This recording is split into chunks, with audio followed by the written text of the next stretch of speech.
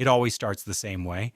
Markets are booming, optimism is sky high, and everyone's convinced they've finally cracked the code to getting rich. And right before everything comes crashing down, someone always says the same four words, "This time it's different."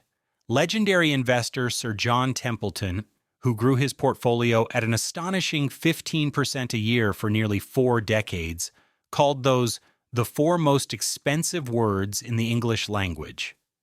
And he was right, because nothing drains a brokerage account faster than blind optimism disguised as financial genius. Let's go back, not to 2008, not to the dot-com bubble, but to a market bubble almost no one talks about anymore. A bubble that wiped out half the market, sent inflation soaring from 3% to 11%, and took 8 long years to recover. I'm talking about the Nifty 50 bubble of the early 1970s. The story starts in the late 1960s. America was riding high, factories were booming, suburbs were sprouting like weeds, and the economy had been on a 20-year sugar rush since World War II. Confidence was everywhere. And why not? The U.S. had just defeated Nazi Germany, landed on the moon, and invented the Etch-a-Sketch. Life was good. And in the middle of all this optimism stood the stock market, soaring more than 350% from 1945 to 1970. Investors thought they'd found the secret to effortless wealth. That secret was something called one-decision stocks. The idea was simple. Find companies so big, so powerful, so dominant that you only had to make one decision about them: buy. These stocks became known as the Nifty 50, blue chip names like Coca-Cola, McDonald's, American Express, and Xerox.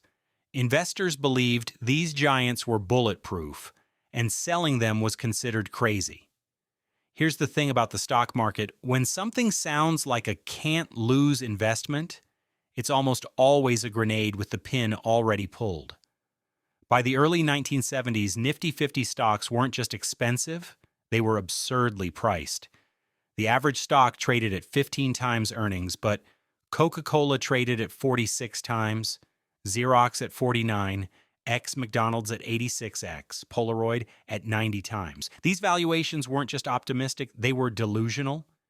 At their peak, the Nifty 50 made up 45% of the entire U.S. stock market, just 50 companies carrying almost half the market's weight.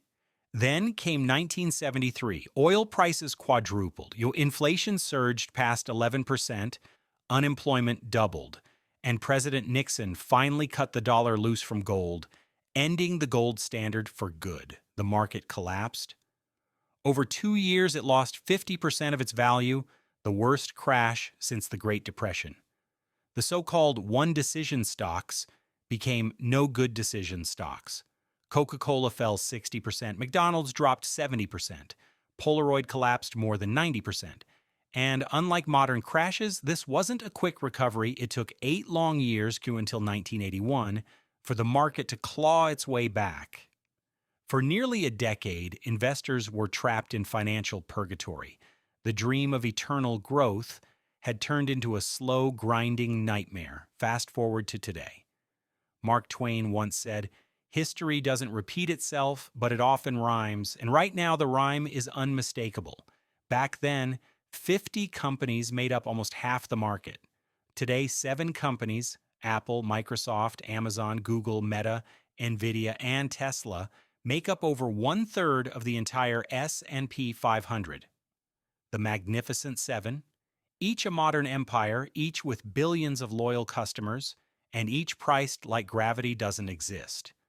Google and Meta trade around 28 times earnings.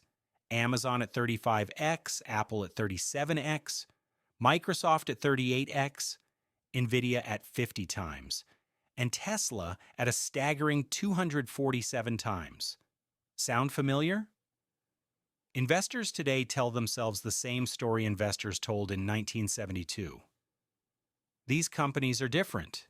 They'll grow forever. You'll regret ever selling the same story. Just shinier with better branding? History isn't here to scare us, it's here to warn us. The Nifty 50 were once seen as unshakable until they weren't. The same could be true for today's tech titans, because when valuations detach from reality, it's not a matter of if gravity returns, it's when. Warren Buffett once said, "What we learn from history is that people don't learn from history." And that's exactly where we are, staring at a top-heavy market, pretending valuations don't matter, and whispering the four most expensive words in the English language. This time it's different.